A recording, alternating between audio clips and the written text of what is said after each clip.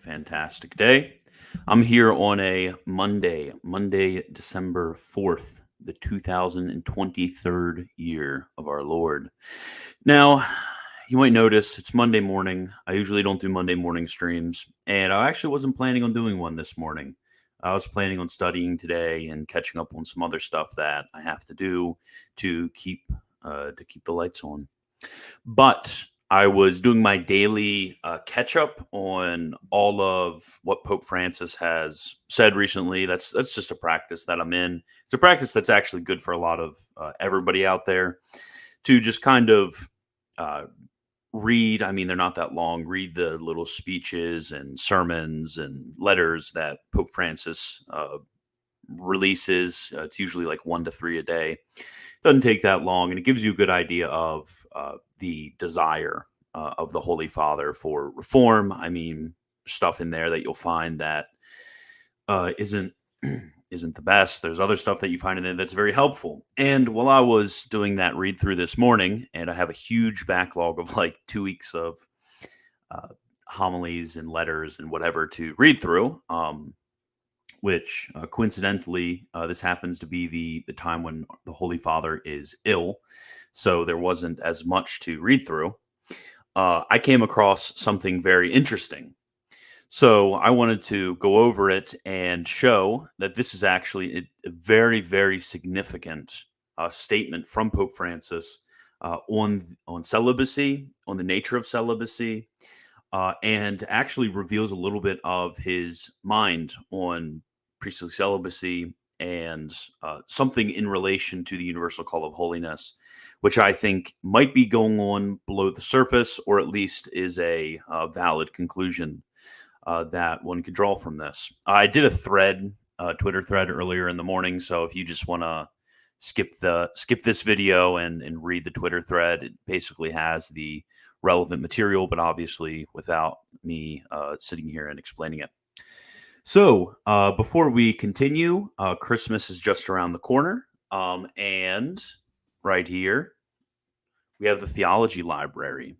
I also have Grenier with Thomistic philosophy, but anyways, this theology library right here, this was written by a bunch of Dominicans back in the 50s, French Dominicans, of actually a very elite era of Thomists, a lot of students of Father Lagrange, a lot of very strict observance Thomists.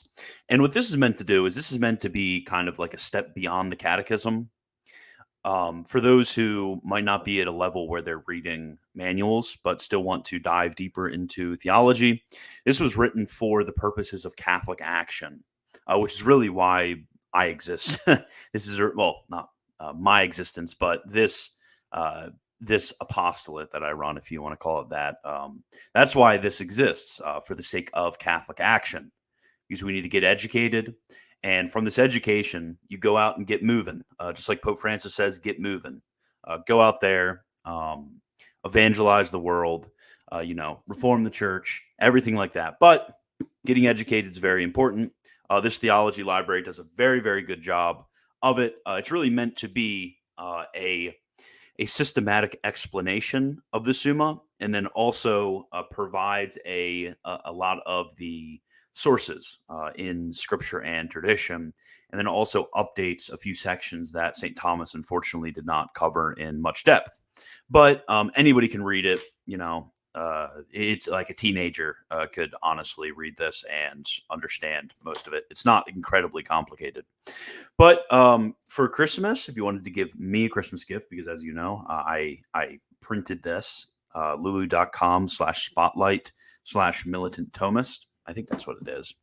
It's a Christmas gift for me, but it's also can be a Christmas gift for somebody you know, or even yourself. So definitely check out the Theology Library, or as I said, Grenier's Thomistic Philosophy, which is a systematic explanation of philosophy ad mentem Thome. Okay, so now actually getting into it, and I might keep up with it. I might keep up with you guys in the chat. I probably will, just because I feel like it. Yeah, or or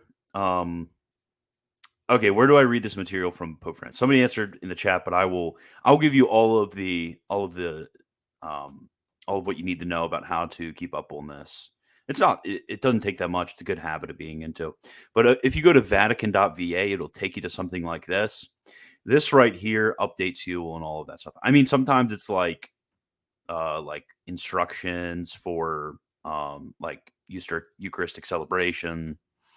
And then sometimes it's just literally the daily bulletin, which will tell you about resignations and appointments.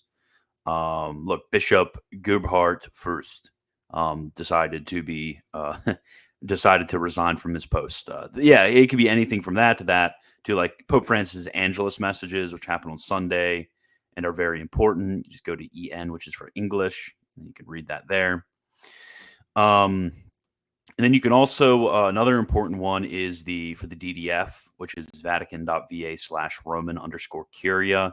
And then you could just go to the Dicastery for the Doctrine of Faith. This is where the releases that everybody freaks out about usually happen. Look, here's the Freemasonry one. Here's the transgender homosexual one. Here's the Duca one. Yeah, there's the alleged visionary one. So here, the two cardinal dubias, and such. I actually haven't read this one. Now that I think about it, I'll have to go back and read that. But so the DDF, the Vatican.va is important, and then Vatican News will actually, if Pope meets with Council of Cardinals to discuss Church's feminine dimension. Oh no, it's about to be game over. Let's see what's going on there. Let me see. Is this really just gonna be? Yeah, it's literally nothing. They didn't even discuss it. Yeah, they just talked about the Marian and the Petrine nature of the church. Yeah, this isn't that bad. Okay, I'll just make the church's feminine dimension. That could possibly have been bad, but it's literally nothing. Although I'm sure we'll hear crying about it. But yeah, the Vatican News, DDF Pope, Vatican.va, all important. If you just want your kind of one-stop shop, Vatican News is just gonna give you the headlines for everything, and they're usually pretty fair. I haven't seen them provide anything that was off. But after that brief introduction of where to go, this is the one from December 1st that I wanted to bring to your attention. So this was it was a message given by the Cardinal Secretary of State, but it was sent on behalf of the Holy Father. It was probably written by the Holy Father. This is kind of what he's been doing the last week or so. Is since he's sick, he's had other people read his stuff. He did that with the Angelus message, or he'll send other people on behalf of himself to give audiences that he had already promised to do. So he's just sending the Cardinal Secretary of State to give a message for him, is basically what happened. But it was almost certainly written by Pope Francis himself. This isn't, the Cardinal Secretary of State writing it and then, claiming it under the name of Pope Francis. That would be pretty silly. And putting in his own ideas and whatever in there. Okay, so the paragraph that is important, I'll start right back here. So basically what he's writing about is he's writing to seminarians, and he's giving the seminarians a bit of, I guess, an exhortation and a little bit of catechesis on an important aspect of the priesthood, trying to think about how to evangelize, secularized Westerners, basically. So he begins in this paragraph right here, second paragraph. This is why I say to you, thank you. Thank you for giving joy and hope to the Church of France, which is waiting for you and needs you. And she needs you so that you can be what the priest should be, what he always been and what he will always be by divine will, to, quote, share the authority by which Christ builds up, sanctifies, and rules his body. And this is from Vatican II. And this by an ineffable configuration to Christ, the head of his church, which places him face to face with the people of God. Although he is always part of it, to teach it with authority, guide it with security, effectively transmit grace to it through the celebration of the sacraments. And it's from the same document, and it's number 4, 5, and 6 that he refers to. This is going to be very important because this section of the document from Vatican II, it actually references to this very idea that I'm talking about. This is one of the quotes that I will frequently bring up, where it talks about the universal call of the evangelical councils.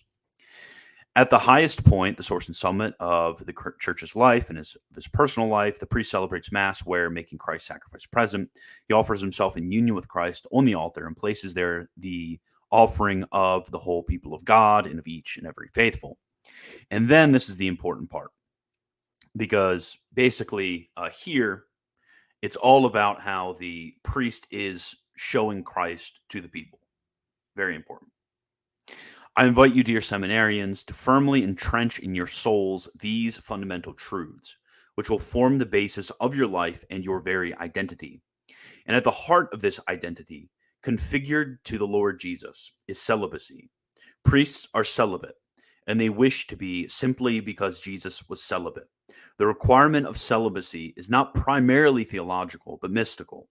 May this be understood by he who is able. We hear a lot of things about priests today, and the figure of the priest is often distorted in certain circles, relativized, and sometimes considered subordinate. But do not let this frighten you too much. No one has the power to change the nature of the priesthood, and no one ever will. Even if the ways in which it is exercised must necessarily take account of the changes in today's society and the serious vocational crisis we are experiencing. And then he goes on to talk about the pastoral method of Pope the new evangelization called for by Pope Francis, and then the pastoral style that is concomitant with that call. And remember, the reason that this is being given in the third person is because somebody else is reading it, the Cardinal Secretary of State.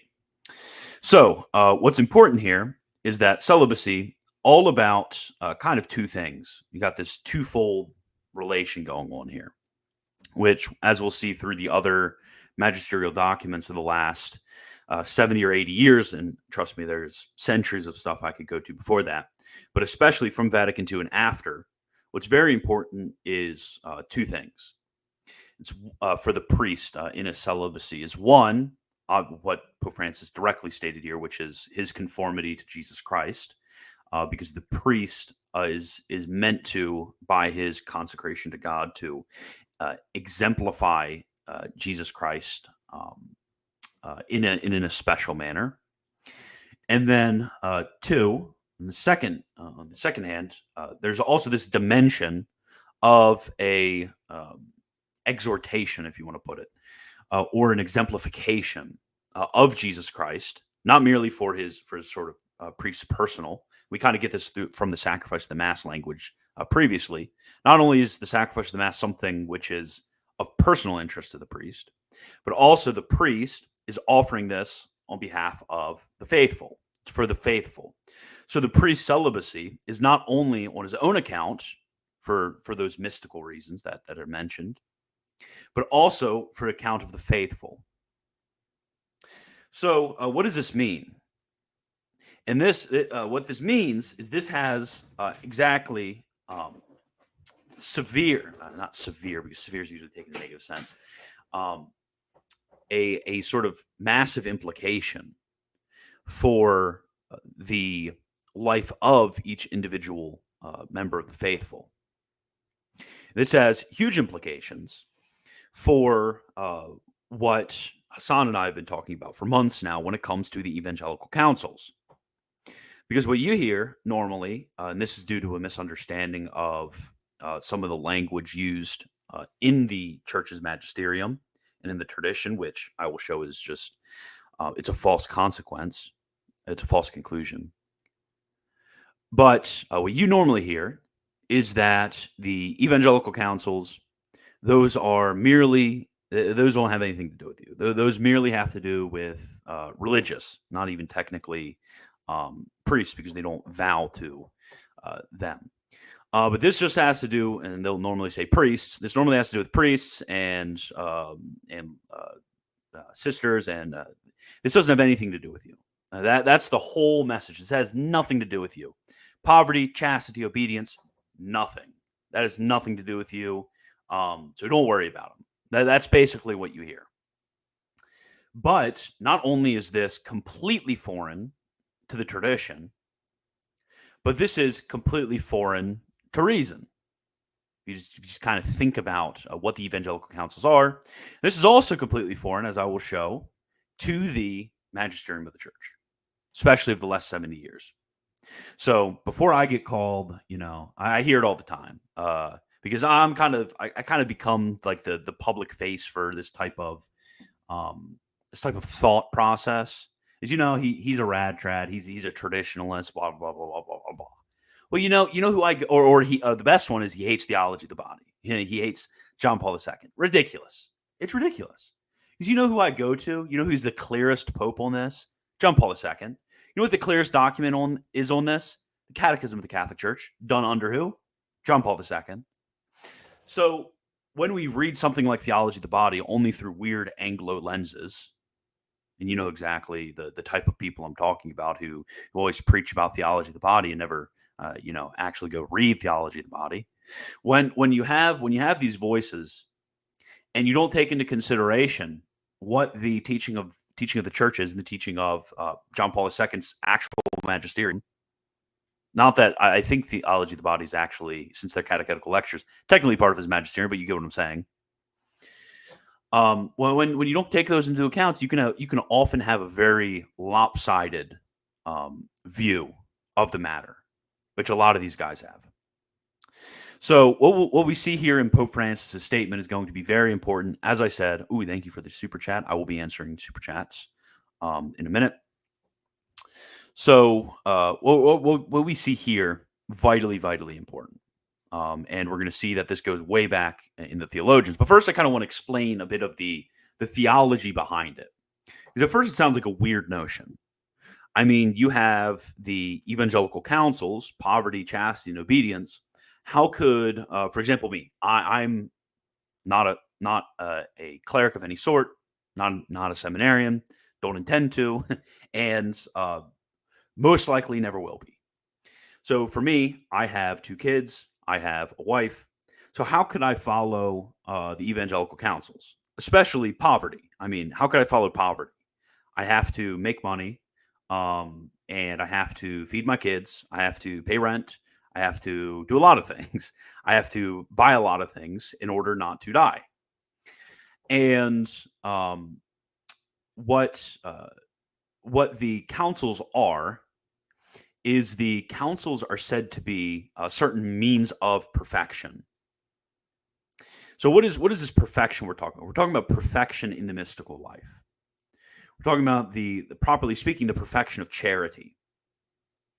And these councils, obedience has to do with the higher parts to God, our soul to God, most eminently to God, and then also to all of those who are subordinate to God. And then poverty has to do with us, a higher part to material things, and then chastity has to do with a higher part to our bodies. Each one of them having a certain detachment of ourselves from our own will, from ourselves, from our body, and then from ourselves to material goods. There's a certain detachment. So how could somebody be in the world and then have all of these things, which sometimes are necessary in accordance with their state? Well, this is why the theologians are going to talk about one, the keeping of the councils as something which is an accidental rather than essential means of the perfection of charity. Then also talk about what's called the keeping of the spirit of the counsels. So when it comes to the counsels, as I said, perfect charity versus certain commands, which commands, if you break a command, you are going to destroy somehow charity. You're going to be working against charity. So with the counsels, since they're of their state, which I described before, we can have what's called the keeping of the spirit of the counsels, or the effective keeping of the counsels. So basically, what this looks like is the fact that, let's say I have to, have money to feed my family. It comes from the fact that I'm not attached. I don't have any sort of attachment to that money. The money merely goes in my hands and goes out of the hands. I would be willing, and the best way I like to explain this is in terms of Job. I would be willing tomorrow, if all of my goods were taken away, all of my money was taken away, and I had no money, no gold, none of it, no gold left. If I was in that state, then I would be able to say with Job, the Lord gives and the Lord takes away, blessed be the Lord. Because I have a detachment from those goods, even while I possess them due to my state in life. Or we can think about someone with the marital use. Is the fact that if tomorrow, for some reason, their spouse was not able to render the debt for the rest of their lives, one is so detached, they don't have an attachment to the use, to where tomorrow, if that happened, they would be able to say, the Lord gives, the Lord takes away, blessed be the Lord. Because they don't have an attachment to those things. So in that way, everybody is called to practice the counsels. And as one is able to further in this effective, so with an A, effective practice of the counsels, which also requires at times the effective with an E practice of the counsels, not only that sort of spirit or feeling of detachment, but also the actual practice of detachment in accordance with one's state in life. So that would be, for example, even though I have to possess money, and even though I have a spirit of detachment, it's almost impossible for me to have the spirit of detachment if I'm a multimillionaire. I mean, I guess there could be some just reason for somebody to be a multimillionaire. Maybe they use that for purposes of helping poor, or use it for the purposes of having a business, and maybe they need capital in it, but they personally live very simply, sure. But there's not only that effective practice, there also has to be the effective practice when one can. So if I, let's say, decided to, I don't know, let's say I came upon a lot of money, and I like won one of those lottery things where I get like, I don't know, like $20,000 a month for the rest of my life, something like that. And I was still out here saying, "Hey guys, join Patreon. I need more money. I need more gold." I kept and I kept doing that. Obviously, in that case, I mean, I could, I guess, be like raising money to hire somebody, or something like that. But if I was just constantly, attached to money, constantly getting more money, constantly building up my money, then obviously, if there's not an effective practice as well, as far as one could, then obviously there's no effective practice with an A. So, insofar as one can, one does practice the counsel, and otherwise, one can't effectively with an E practice the counsel, one effectively with an A practice the counsel. And this sort of detachment from the good, and this sort of weaning that occurs from the good, because these things are goods, although illicitly used. As one is able to, detach from it, one has that means of a perfection. So one perfects in charity, and one perfects the mystical life. The one perfects holiness. So we talk about the universal call to holiness, the universal call to the mystical life of certain authors like Garrigou Lagrange. When we talk about all of these, the universal call to the perfection of charity, universal call to perfection just in general, we talk about all of these things. The counsels actually play a very major part. And I know I kind of felt like I spoke in circles right there, but what I wanted to do is I wanted to go right to the catechism, because I think the catechism actually helps us out a lot. So, in Catechism of the Catholic Church, 1973, it says, besides the precepts, the new law also includes the evangelical counsels. The traditional distinction between God's commandments and the evangelical counsels is drawn in relation to charity, the perfection of the Christian life. The precepts are intended to remove what is incompatible with charity. So do not steal, do not lie, do not commit adultery. These precepts, they remove whatever is incompatible with charity. So one cannot be an adulterer and have the virtue of charity, supernatural virtue of charity. Those don't exist together. But okay, what do the councils do? The aim of the councils is to remove whatever might hinder the development of charity, even if it is not contrary to it. So, for example, having money, that is not contrary to charity. But to remove that attachment to that good, it hinders, would remove something that hinders charity. So having money is not incompatible with charity. It doesn't destroy charity, but it sure does hinder it because it attaches oneself to something less than God. So I don't know how from this sort of logic that I just explained of what the counsels are, what the commands are, and so on, how one could just think through that logic of what they are and say that the laymen don't have any sort of call towards the counsels,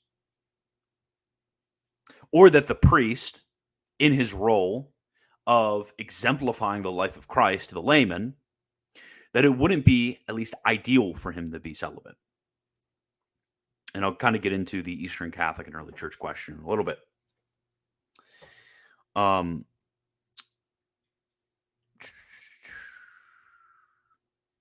Yes. Okay. So I want to go back a little bit earlier to Catechism of the Catholic Church 915, because this actually just explicitly talks about it. And again, this is under John Paul II. So if you don't like it, you can cry about it. So he says, well, the Catechism says, Christ proposes the evangelical counsels in their great variety to every disciple. So, I mean, how much clearer does it get than that? I mean, okay, let's read it again. Christ proposes the evangelical counsels in their great variety to every disciple.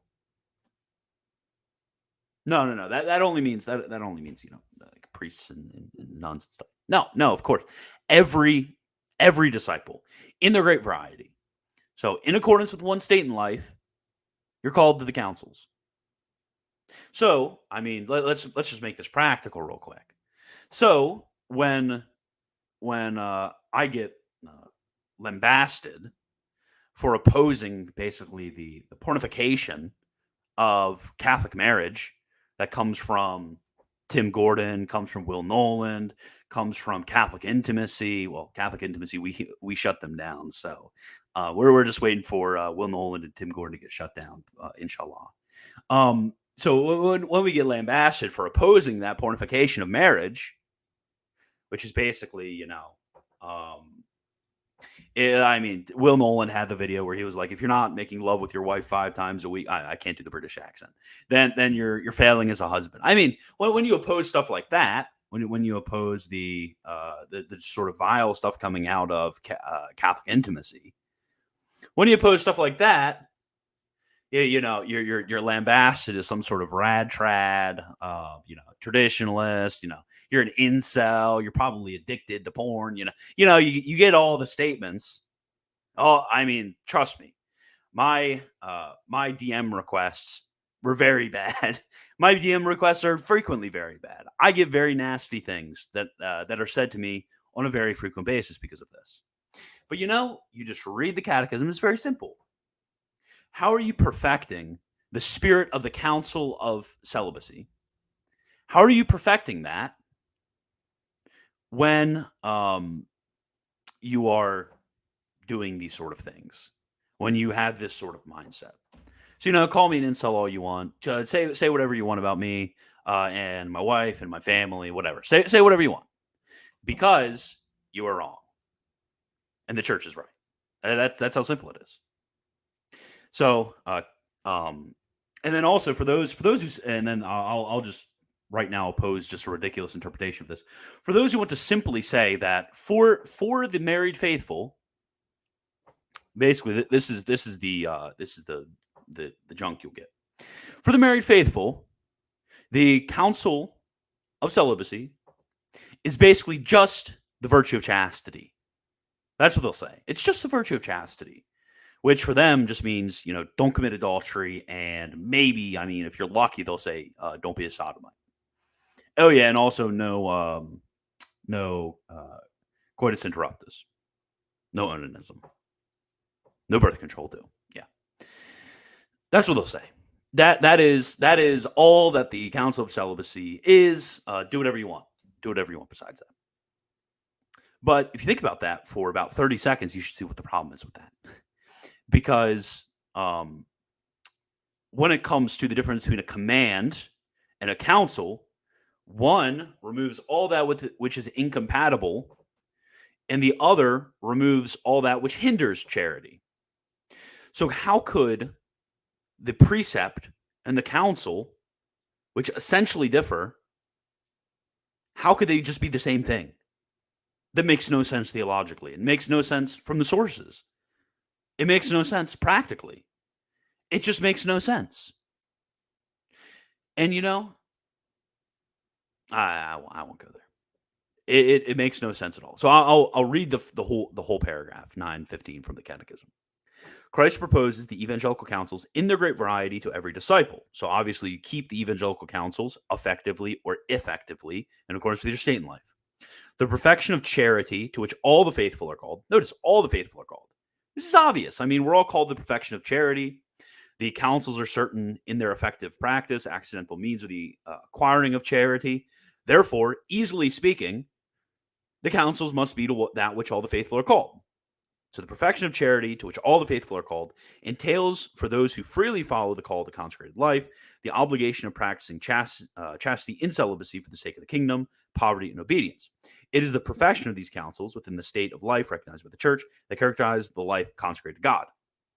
So you have right here the life consecrated to God in the celibates, the celibates who are in monasteries. So those who vow to the evangelical counsels.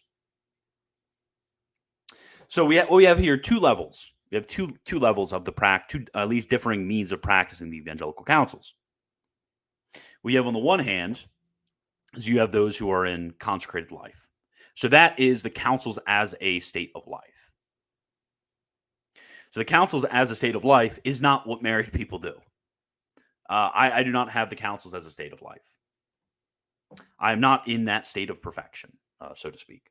That's what people always get confused. They always say the counsels are identifiable with the state of perfection. No.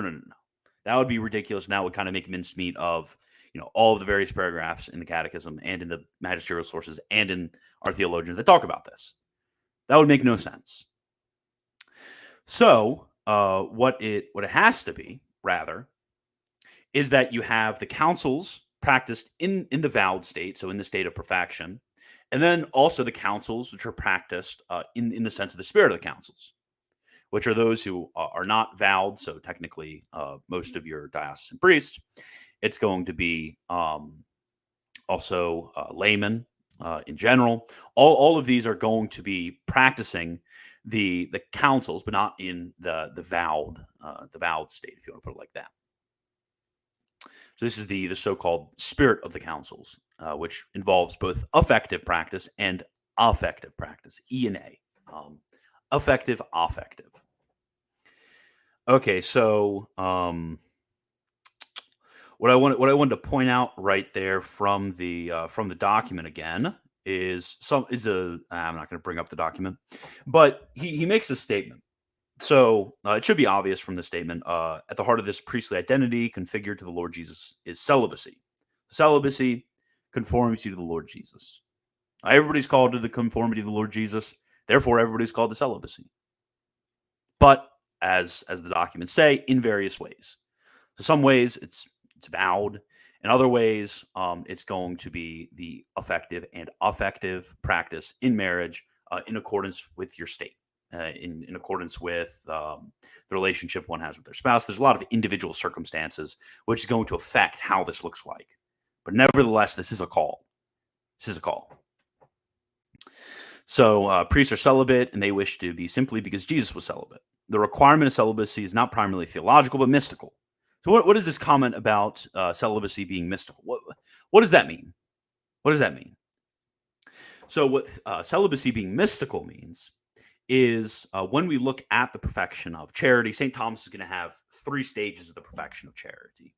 To get more perfect in charity, this is commonly known as the sort of 3 ages.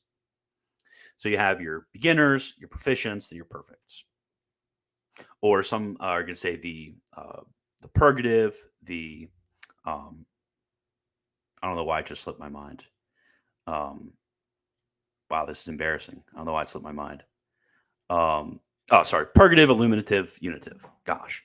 When you have this these stages of the perfection of charity, that is in line with the stages of the perfection of the mystical life. So we call about which is also in line with the perfection of holiness. So we talk about the universal call to holiness. So you have universal call to holiness here. That's really talking about the universal call to the mystical life. I mean, that's really the original background for the debate. This debate going all the way back to the time of St. Augustine, actually, which rears its ugly head in the time of Venerable Louis of Granada, also in the time of St. Thomas Aquinas, and then finally the nail in the coffin gets dropped by Father Reginald Marie Garrigou-Lagrange against some of the Carmelites. So the universal call to holiness, identical with the universal call to the mystical life, which is identical with the universal call to charity, which is going to be identical with the various degrees in which celibacy is practiced. I mean, if you just want the book on this, just go read 3 Ages of the Interior Life by Garrigou-Lagrange. He basically systematically is going to lay this out. He's going to show how this relates to the supernatural organism, which I've talked about before, and the development of grace in the soul. It all fits together. Trust me, it all fits together. So I wanted to go to a few more magisterial documents, including ones from Vatican II. So what we have here is from the document, which actually quoted in the speech itself. It says they, and this is in the 5th paragraph, I think. So this is actually one of the paragraphs which is quoted. So they priests, brackets priests must gently persuade everyone to the fulfillment of the duties of his state and life, and to greater progress in responding in a sensible way to the evangelical counsels. So we have here is one of the duties of the priests. This fits in beautifully, actually, with what is being said here within the Holy Father's speech. One of the duties of priests is the duty to show forth in their life of radical detachment, to show forth the evangelical counsels and to call forth from the faithful. So notice this is talking about the faithful. So this isn't talking about merely other priests. It's talking about the faithful. So call forth from them a greater response to the evangelical counsels. So tell me, if the evangelical counsels don't matter for laymen, if it has nothing to do with laymen, it only has stuff to do with people in a state of perfection. If it has nothing to do with laymen, why are priests in practicing the evangelical counsels? Why are they calling forth this response from the layman? I mean, you could have some weird interpretation to say, well, it's actually saying it should call forth vocations of the priesthood, but it doesn't say that. It says persuade everyone to the fulfillment of the duties of his state and life, and to a greater progress in responding in a sensible way to the evangelical counsels. So everybody's responding in a sensible way to the evangelical counsels. I mean, and then you have to ask yourself, when it comes to the counsel of celibacy, what is a sensible way in which one responds to that evangelical counsel?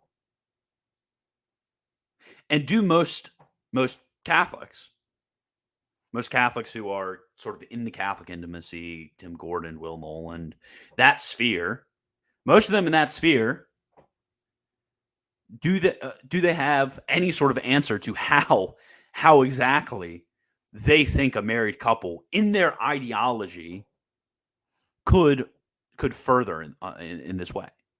No, they have none. They have none.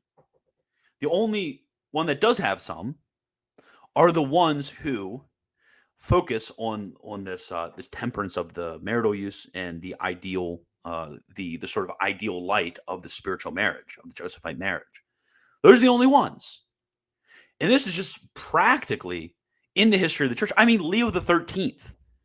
Now that was what, 120 years ago, 130 years ago. It probably happened like 130 years ago.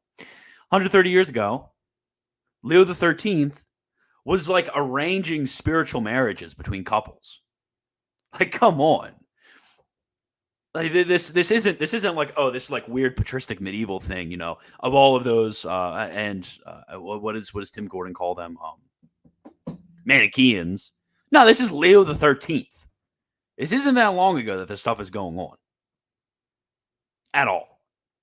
And I mean, people within living lifetime that you can talk to say like, yeah, I mean, that was kind of the ceasing of the marital use.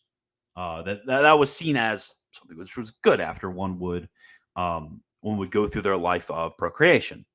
The sort of moderation and temperance that was in the liturgy.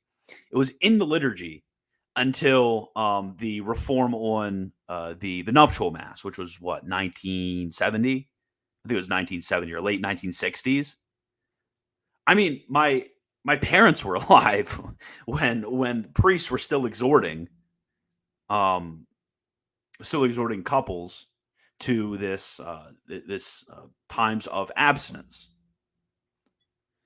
I mean, it's just that sort of view of marriage right there versus, what's being put before us today as the so-called, theology of the body response, which just isn't the theology of the body response.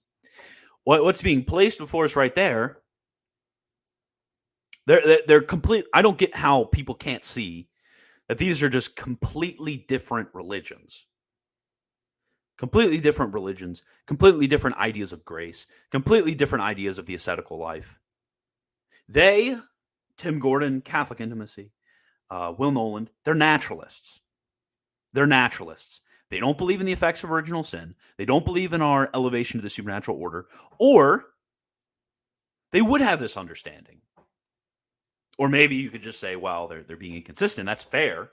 Say they're being inconsistent. I think they're being inconsistent. But practically speaking, in this area, they don't believe in these things. They don't. That's how serious this is. They are Pelagians in this area. Why? Well, red pill manosphere, or I do whatever I want. That's what this all comes down to. It all comes down to lust and pride. All of it. Every single time. Lust and pride. Okay, so let's continue another one that sort of explains this. And this is from Lumen Gentium. So Lumen Gentium, and this is in speaking about poverty. So it says, therefore, all the faithful of Christ are invited to strive for the holiness and perfection of their own state. So notice, as we've always said, the perfection of the perfection of charity and the practice of the counsels is in accordance with your state. Please don't, if you're a married man listening to this, go to your wife tomorrow and say like, okay, we're gonna have a Josephite marriage for the rest of our life, and don't do that. That's stupid. Actually, it's extremely stupid, extremely irresponsible. Don't do that. Rather, it's a sort of discussion you should have of how you should strive in holiness and perfection of the use in your state, that in accordance with your circumstances individually. That should be the discussion you have. So that's a caveat before anybody blows up my comments saying that I'm just telling I'm radicalizing a bunch of guys in their 20s to never have sex with their wives again. I'm not saying that. And or it's just like when the people say like, oh, Wagner thinks any sort of enjoyment in the use is de facto sinful. No, never said that. And honestly, that's just stupid to say. Obviously, I don't say that. But anyways, therefore, all the faithful of Christ are invited to strive for the holiness and perfection of their own proper state. Indeed, they have an obligation so to strive. So hey, they have this obligation. You could say, well, Christian, this doesn't say anything about the councils. Well, you just wait. Let all then have care that they guide aright their own deepest sentiments of soul. So this is talking about what are these guiding aright of the deepest sentiments of the soul? What I said earlier. So this is me just taking directly from the Magisterium in line with the preconciliar spiritual writers on this. So what are the guiding of the sentiments of their soul? It's talking about that attachment and detachment that I was talking about earlier. So don't be attached to these things. So this obviously is about the councils. Continuing, let neither the use of the things of this world nor attachment to riches, which is against the spirit of evangelical poverty, hinder them in their quest for perfect charity. This is basically all coming together exactly what I said. Now, continuing, let them heed the admonition of the apostle to those who use this world. Let them not come to terms with this world, for this world as we see it is passing away. So this is talking about under the aspect of poverty, which obviously is going to be applied to chastity and obedience as well. This is all talking about how one ought to guide the sentiments of their soul as not to be attached. This is talking about the affective with an A practice of the evangelical councils. So being attached to riches is against the spirit of evangelical poverty. And since all are called all are called to the holiness, perfection of their own proper state, they have an obligation to strive. They have this obligation all the faithful do. So attachment to these riches, not being caring about the sentiments of your soul, that is against the spirit of evangelical poverty. Okay. What does this say for chastity now? What does it say for the call to celibacy? What does it say? I mean, can any of you respond to me what this says? I know these guys. Well, what's going to be the funny thing? And I could actually already see it that someone are going to do this, and this is going to be hilarious. That some of the the pornified marriage types, which I haven't thought of a better term for them, but I think I'll just stick with that term. Well, actually, I've thought of a different term for them, but that term's kind of mean, so I'm not going to say it. I only use it sparingly. But these types that believe in just these wild, and I mean, this is unfortunately the common view, these are just wild theories about marriage and sexuality, and everyone's Manichaean, blah, blah, blah, blah, blah. Basically just following whatever they hear around them. They have no answer to this. They have no way in which this would make sense. So, I mean, we could just take this and apply it almost one for one when it comes to celibacy. Let all then have care that they guide aright their own deepest sentiments of soul. Let neither the use of the things of the world nor attachment to the marital use, which is against the spirit of evangelical chastity. So, I mean, how could one of these guys read that sentence right there and say, like, yeah, I agree with that? They can't because their entire ideology is meant to fight that and say that is a bad thing. Say it's a horrible thing. That's a bad thing because my biology, my sociology, my psychology say it's a bad thing. So they need their gynocratic dictatorship to fix everything. But no, I'm not interested in worshiping women. Sorry, guys, not my interest. Rather, my interest is in worshiping Christ. My interest isn't and this is how they always phrase it, which it's unfortunate that they always phrase it this way because that should say more about your wife than it does me, or more about I'll make it more general, more about these wives in general who think about it this way. They say, oh, well, your marriage is kind of all about pleasing your wife. That's their whole idea, is like patriarchy is about pleasing women. It's all about pleasing your wife. Well, I'm sorry. Pleasing my wife, pleasing women is not my concern. It's not my concern at all. I'm more worried about pleasing Christ and following his counsels and his commands and in obeying what the church has said about these things. That's not my concern. Not about making women happy. And of course, I have a virtuous wife. So the desire for the perfection of holiness is something which is pleasing even to her. And I mean, I'm sure there's an Augustinian reflection right there on how, when you have a sort of spiritual friendship and so on. But if these two are in conflict with you, I'm sorry, buddy, you're in trouble. If pleasing Christ and obeying the church is in conflict with pleasing your wife in doing all of the disgusting things that you mention in your videos, then I'm sorry, bud. You have to make a choice. Are you going to let this sort of gynocratic tyranny of women rule you? Are you really going to be sucked up by systematic simpery? Is that your choice? No, no. Obedience to Christ is your choice.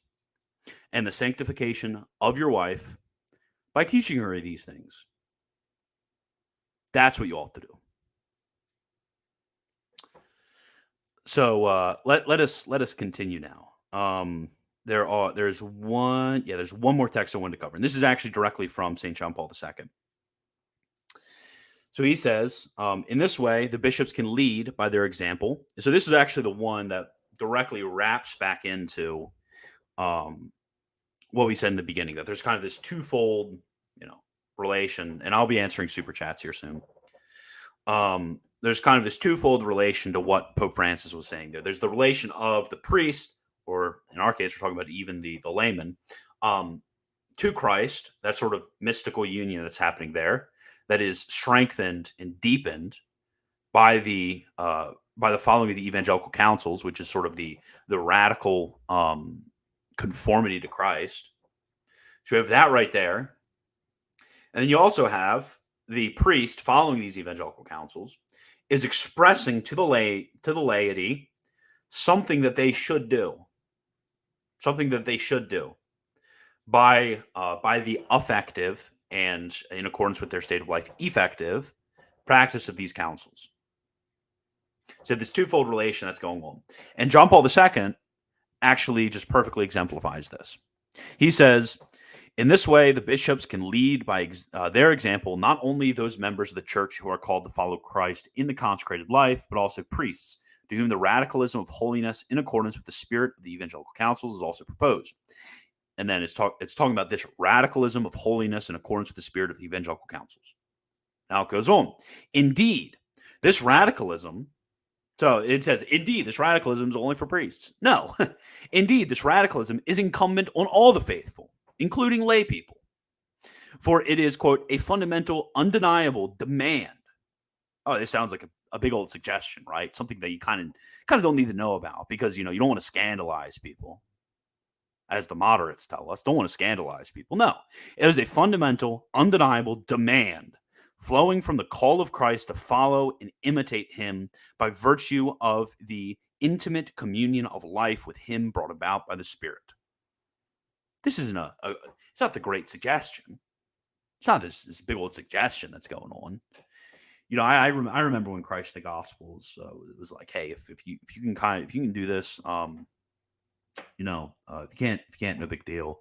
You're okay. No. This is something which is a demand flowing from the call of Christ to follow him, to take up your cross.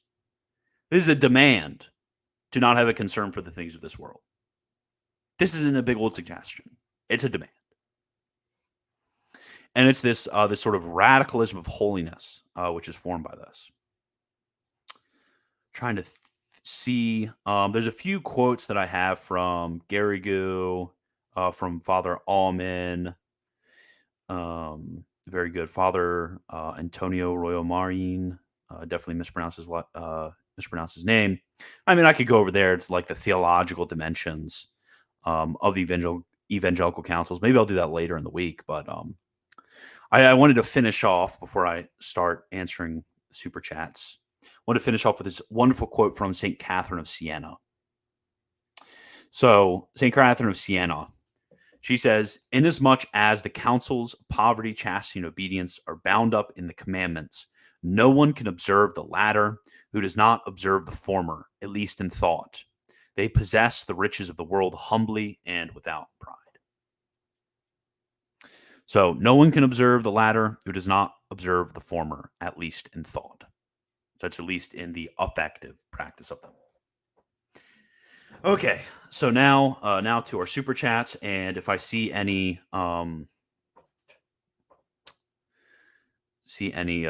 chats that I feel like answering, then I will answer them. For the family, keep up the good work. Thank you, Jake McKenzie. Thank you very much. I appreciate it. Okay, so I've rarely seen the phrase "in the spirit of theology of the body" followed by anything good. I mean, it really, really, really annoys me. Eventually, I want to do like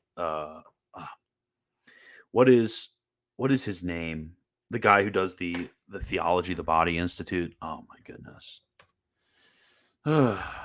It's all so tiring, isn't it? I mean, sure, like it's oh yeah, I forgot to mention to you guys. So there's 40 of you guys listening. I know a lot of you guys are interested in this stuff. There's this series of books. It's a trilogy of books released by a priest back in the 50s and 60s. I think 50s. His name was Father Messenger, and it's 2-in-1 flash. It's almost impossible to find. It's not on Google Books, not on Archive, but I have obtained PDFs of it. It's nowhere in print. It's in public domain, thanks be to God. So what I wanted to do is I wanted to reprint them. So if you guys are interested in this topic, definitely keep an eye out this week. I'll probably finish it up this week, and do a print of it. So thank you guys for all your support. But buying those would be very much appreciated. But well, the reason I brought that up is because this sort of phrase of "in the spirit of theology of the body" basically means, okay, in the spirit of a positive view of sexuality, which is fine. I mean, we should have a positive view of sexuality for its proper ends, especially for procreation. I mean, it's an act of the supernatural virtue of religion. It's meritorious for eternal life, done with its proper ends. And then even then, something like pleasure acts as a circumstance of the act to which the pleasure itself is going to be something which is meritorious. There's nothing wrong with having a positive view of sexuality. This is kind of like the narrative is, and this is just a false narrative.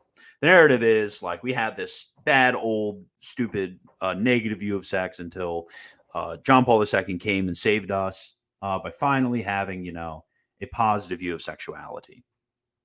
Wrong. Absolutely wrong. John Paul II is really just putting forth this positive view of sexuality that always existed, with the same, as we saw, with the same sort of caveats that I just put in there. And this is actually not due to the, and I explained this a little bit on Saturday. This is not due at all to the intrinsic nature of sexuality. Not at all. Which is really what we're talking about when we talk about the positiveness of sexuality. It's not at all when it comes to the intrinsic nature of sexuality. Rather, it has to do with the effects of concupiscence. Because really what the evangelical councils are meant to do, and I forgot to mention this earlier, sorry. What the evangelical councils are meant to do is they're meant to reverse certain wounds of original sin. A certain wound in the way in which we relate to our superiors, which is obedience. A certain wound in which we relate to our own body, which is chastity. And a certain wound in which we relate to other goods, which is going to be poverty. So the evangelical councils really have to do with the overturning of original sin. That's why it has to do with perfection of charity. So any sort of like negative comments that we have about it are going to have to do with the effects of the fall, not with any sort of negativeness of the use in itself. And that's what Father Messenger in his book, and that's the reason why I'm reprinting it. Father Messenger gets it through very clearly. And it's amazing how clear it is. And he starts off in the second volume with considerations of preternatural and supernatural gifts in the garden, certain considerations of if man had not fallen, and we're always in the state of sort of state of perfection in the garden and eventually reaching beatitude. If they were in that state, how would marriage and virginity look like? And actually, what St. Thomas and Sylvia say is that marriage would be superior in that state to virginity, which is interesting. And it highlights just a bunch of stuff was clicking for me as I was reading it. It's a very good book. So yeah, in the spirit of theology of the body, basically just means like don't say sex is bad, I guess. Okay, so now PBX20 for the question I asked earlier. Keep up the good work on all you do. Thank you. Okay, what was the question you asked earlier? Yeah, I know. I was so annoyed by that. The Copen's lack of page numbers killed me. I've heard that a lot. Why are my lips so shiny? I put on chapstick. I have dry lips right now. I'm sorry, guys. Okay, let me see.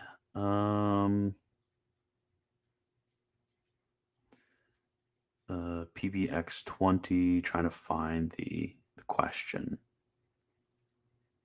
Boom, boom, boom, boom.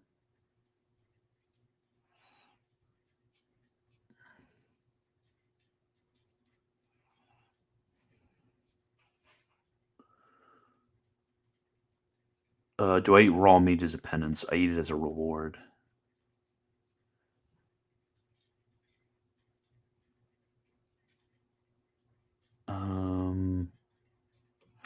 What did he mean by no gold? I will not comment, Fed.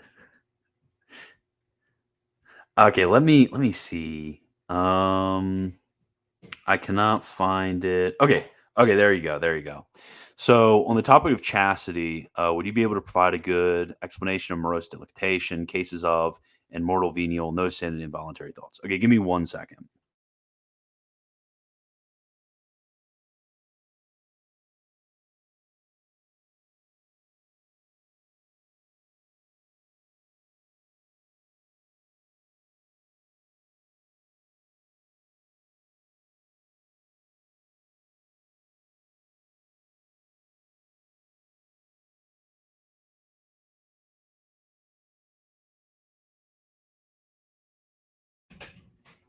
Okay, I am back. Oh man. I'm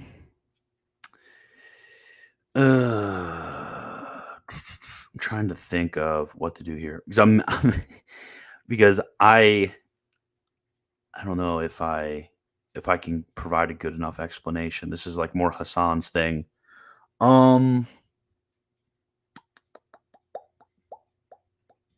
Okay, so email me. I'll just do this. Okay, so militantthomas@gmail.com. Email me and I will provide a better answer that I can give off the cuff. Sorry about that. I know it's game over for Wagner. Had to do a later answer. Okay, I'm gonna wait like another minute or two to see if there's any other questions. If not, I will go. Okay. There you go. In what way are we all called the mystical life, since not everyone reaches the unitive way?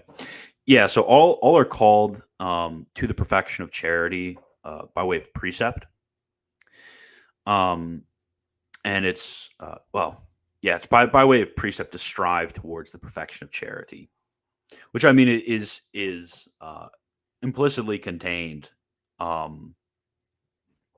in the fact that one is one is called to like one can think of like the virtue of hope, or I mean it's relatively easy in that sense, as one is called to strive towards beatitude. So like implicitly contained that is going to be the one ought to strive towards the unitive way, even if he doesn't reach the unitive way. Like for example, you may strive to destroy all lustful thoughts that you have, to where you would never ever have a lustful thought again. You can strive towards that, and that striving is going to be meritorious, even if you don't end up reaching it. So in the same way, because we have grace, and Garrigou explains this wonderfully, because we have grace, and grace implicitly in seed form contains glory, it's going to contain everything between grace and glory, and every single sort of proportional level between them. And one of those levels is going to be the perfection of the mystical life in the unitive way. So everyone who is in a state of grace has within themselves that principle which could bring them to the unitive way. And that's the argument of Garrigo. So that's the way. I mean, by sort of this command that says, "Hey, strive towards this," and then also by way of principle within oneself.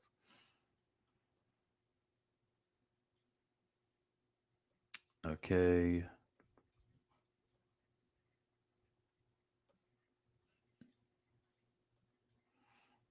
Let me see.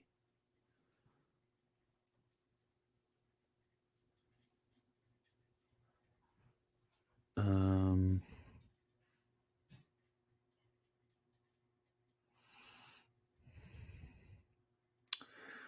okay, here it is. Is celibacy in the priesthood at all motivated by martyrdom, i.e., unmarried men being martyred would have less negative impact by not leaving orphans and widows? I don't particularly think so because to my recollection, most martyrs in the ante-Nicene era would have been laymen. And what's also interesting is that a bunch of the priests were married, just living chastely. They didn't have relations anymore. So, I mean, I think both of those facts kind of mitigate against that view. Um, but good question. Okay, I'll give it one more minute, and then I'll go.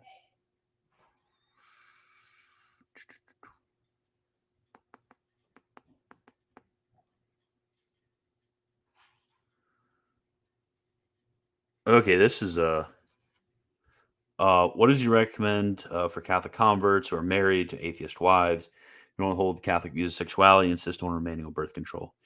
Um,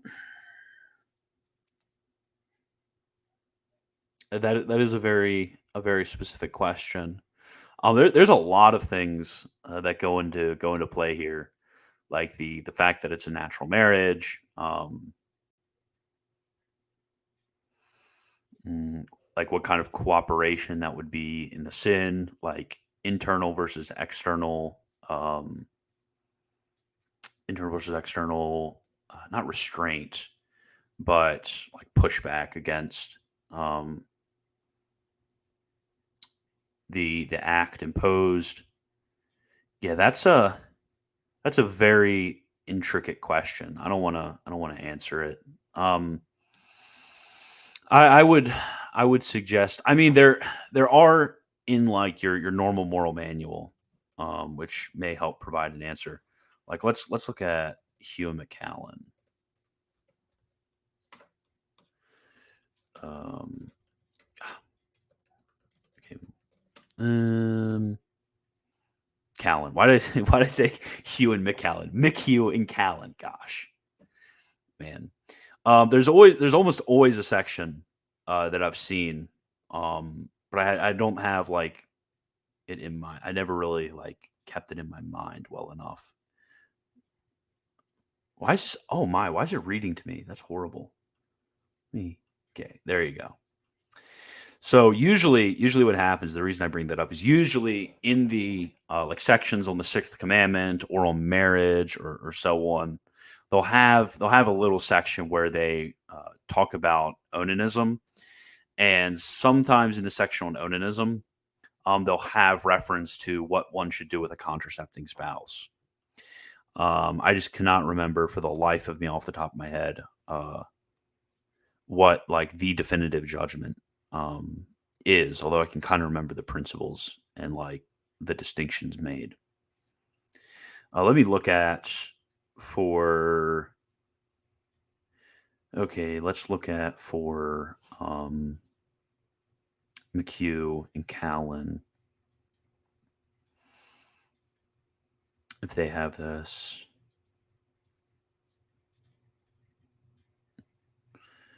Okay, bam, bam, bam. Under the sacrament, sometimes under the sacraments. Okay, let's look. Maybe under duties in reference to marriage. Hmm. I don't know. That's kind of the way to the sections defined it is either under like holy orders, under the sixth and the ninth commandment, or it's going to be under like the virtue of temperance, where it talks about, you know, sins against chastity. Sorry, I couldn't give you a more exact answer, but I remember there's like very frequently a section about this.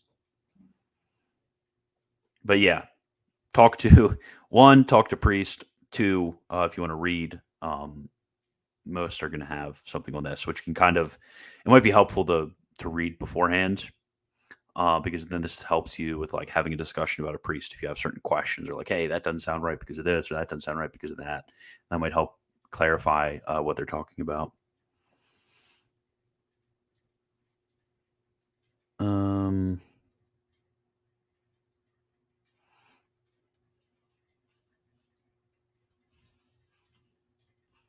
Oh yeah. Okay, so what Advent practice would you recommend for a recent revert? Yeah, I do really need to go in a second, but I will. Let me see. Let's see if I can't remember the author's name off the top of my head. This is killing me.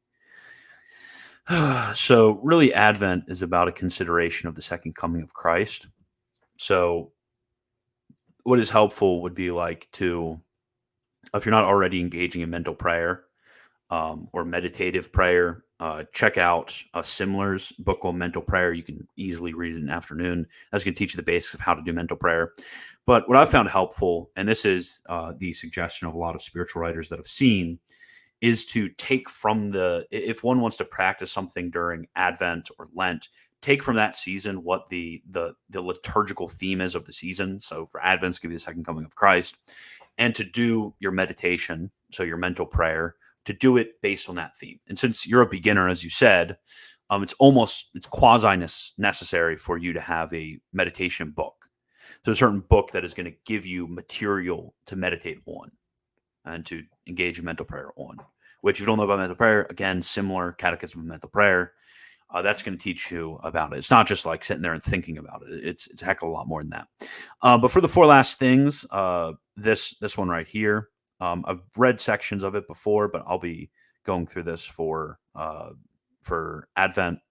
It has a few more chapters than there are days, so a few of the chapters are short, so maybe I'll sneak in two for someday. But it's Father Martin von Kochem, is I think how you pronounce his name. Four last things: death, judgment, hell, heaven.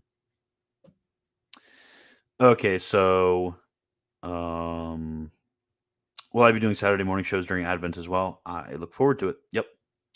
Okay, so I will talk to you guys all later. And if you want to become a patron, I'd very much appreciate that. Patreon.com/Milton Thomas. Thank you, and as always, God bless.